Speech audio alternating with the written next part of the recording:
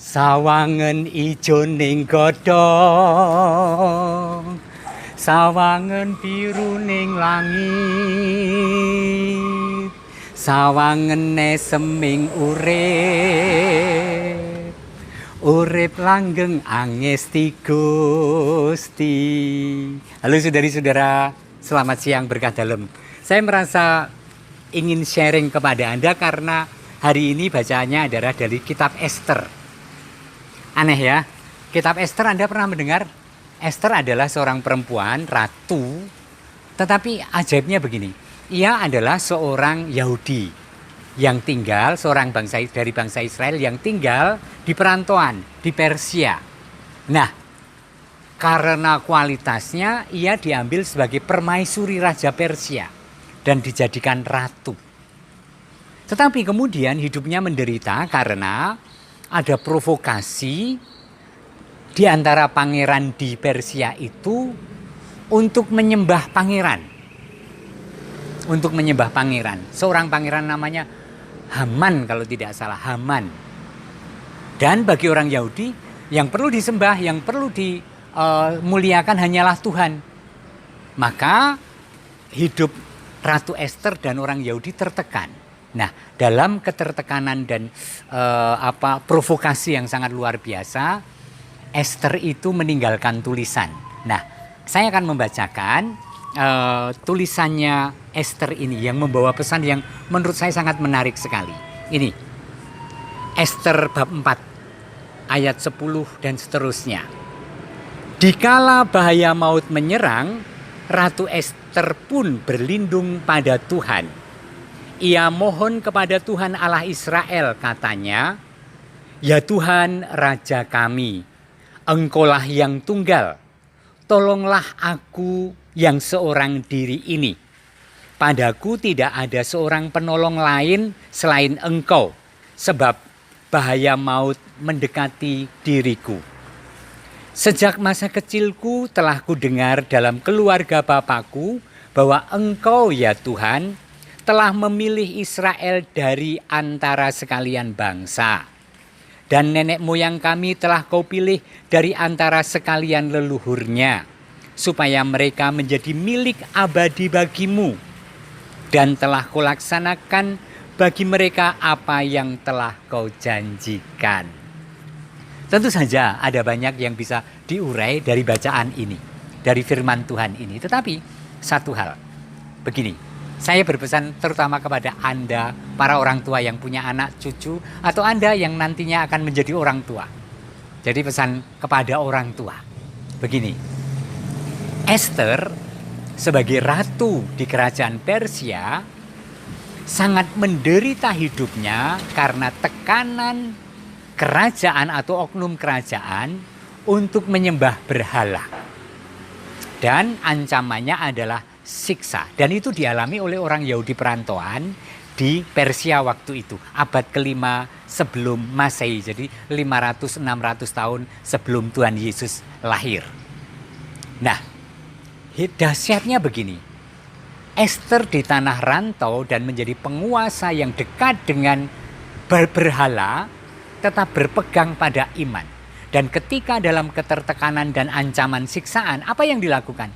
Dia ingat akan apa yang ditradisikan oleh kedua orang tuanya. Dia ingat akan Tuhan yang diperkenalkan dalam cerita waktu kecil. Dia ingat akan tradisi-tradisi yang dihidupi dalam hidup agamanya. Dan itu memanggil dia untuk berseru kepada Tuhan, Sang Penolong satu-satunya bagi dia. Dikatakan dalam kitab Ester bab 4 tadi. Dia mengatakan, "Sejak masa kecilku telah kudengar dalam keluarga Bapakku bahwa Engkau ya Tuhan telah memilih Israel dari antara sekalian bangsa. Dan nenek moyang kami telah Kau pilih dari antara sekalian leluhurnya, supaya mereka menjadi milik abadi bagimu. Dan telah Kau laksanakan bagi mereka apa yang telah Kau janjikan." Ester mengalami dan menyaksikan Israel yang sangat direngkuh oleh Tuhan.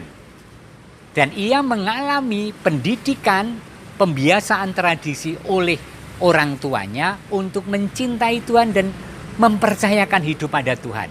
Terutama di saat susah, di saat sedih, di saat nestapa dan derita. Dan itu kemudian dilakukan persis ketika dia mengalami tertekan oleh situasi kerajaan di Persia. Pesannya saudari-saudara kepada Bapak Ibu, apa yang layak Anda tinggalkan, Bapak Ibu tinggalkan untuk anak-anak dan cucu? Kebanggaan bahwa anaknya menjadi pilot, sukacita bahwa anaknya menjadi dokter, bahagia karena si bungsu kerja di perusahaan besar atau punya usaha sendiri, hidup yang makmur, mungkin iya dan itu baik.